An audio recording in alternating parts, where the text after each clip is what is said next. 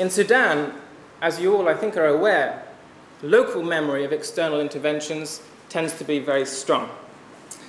People remember past interventions. They can tell you the history of aid operations. One person in Juba in September, who was working at a guard at an aid agency, he could recount 20 different managers he had had in the past 12 years.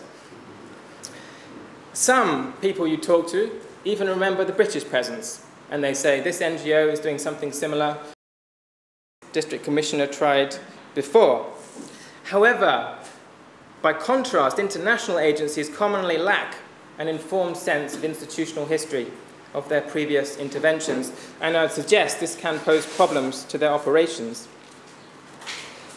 A second aspect, which I think can be subsumed in a slightly different way under the politics of forgetting, is an important dynamic in the wars between Khartoum and the South. This is nothing less than an attack on the history and the memory of South Sudan, and an attempt to rewrite and revise these. Records, we know, have reportedly been burnt at various places in the South, including Wau. In April this year, someone was telling me how truckloads of archival material that were moved from Khartoum's National Archive about the South were diverted and burnt. Whether or not this is true, I don't know, but I think it's indicative of a perception in the South that Khartoum would erase Southern history. If the government of Sudan targeted history deliberately, international agencies, by contrast, have suffered from neglect.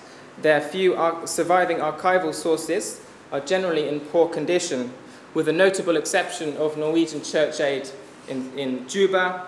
Most are very difficult to access. Some are even forgotten. They contain a large quantity of information, including unpublished grey literature, but it is not easily accessible, and much of it is currently spending more time in the company of termites than of researchers who might be able to use this. And I want to stress this because archives are fundamentally important. They preserve memory, they enable research and reflection, and they are most necessary for learning. A survey of archives in the autumn, which I conducted for the Rift Valley Institute, which was enabled by UNICEF support, found that there's a lot of grey literature languishing in various places such as Lokichokio, Juba, and Khartoum. Not everyone knows about this information. It tends to be the local staff that have been here since 1989 who can point it out to you. But it does contain a comprehensive wealth of information which could be useful if it were to be accessible. One of the basic problems, I think, for people working here and needing information is that you don't know about it, and if you find out about it, you can't access it.